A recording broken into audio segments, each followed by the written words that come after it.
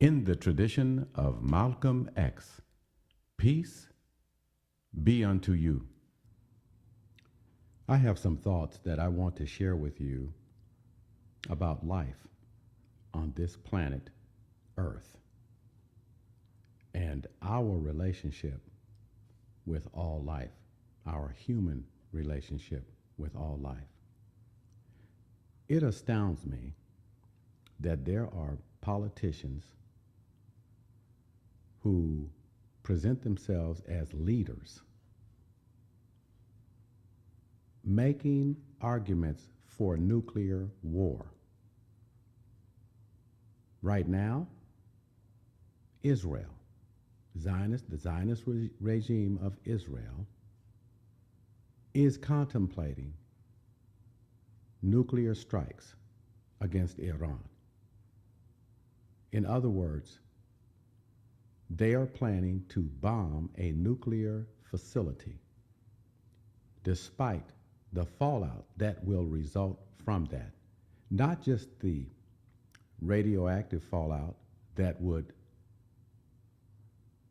be dispersed into the air and the soil in Iran, but the retaliation that will result on Israel's nuclear facility. My position, my thought, my opinion is that something has to be done globally by international institutions like the United Nations, the Criminal Court of Justice, to stop these individuals before they act out their pathology, their psychopathology, to such a degree that they actually severely destroy or damage this planet that we all depend upon. Zoologists estimate that approximately 5 to 50 billion species have lived on Earth from the beginning of life, approximately 4 billion years ago. So we're talking about very simple life forms that have evolved into all the variety, all the diversity of life that has come and gone. Today, 2.16 million life forms, species, are alive. No one will ever know the actual number. We're still finding different species of life. Now, those same zoologists further estimate that 99% of all life forms are extinct. 99%, meaning only 1% of life prevails on this planet. So it goes without saying, organic life is in decline on Earth, in the air, on the land, and in the sea. Even if every obstacle to life were removed, and that would include human beings. I want you to listen to this, please. Earth does not have another 4 billion years to evolve life again, because the solar system, our planet's proximity to the sun, and the sun's expansion is such that it will not be a habitable planet for human beings in 500,000 years. So we don't have time ourselves to rebuild after a nuclear war. The planet would be irrevocably damaged,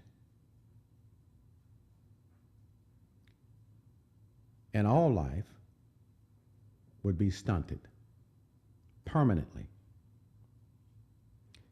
How is it that we don't see the big picture here when people like Benjamin Netanyahu and Zelensky in Ukraine are actually bringing us all to the brink of nuclear disaster. How can we tolerate those people? We cannot tolerate those people anymore. There are about 8 billion human beings on this planet, most of whom would die terrible deaths in the event of a global thermonuclear war. And the fallout from such a war would spread across the globe. So we're talking about the winter that never ends. No food, no water, and even the rich who have these bunkers that they can crawl into and maybe survive for a year or 2 or 3, when they come out, when they crawl out, all the politicians and the military personnel who have set up bunkers for themselves, when they crawl out of those bunkers and they see the destruction that they have wrought, they will suffer severe, unimaginable depression. And all the pills that they have in storage for themselves, antidepressants, alcohol, marijuana, will only make their depression worse. And they, many of them, will commit suicide because the aftermath of a nuclear war is unimaginable to anyone. So, our Earth does not have another 4 billion years to reboot life as we have known it. Our planet doesn't have 4 billion years to exist. It's going to be consumed by the sun in about 4 billion years.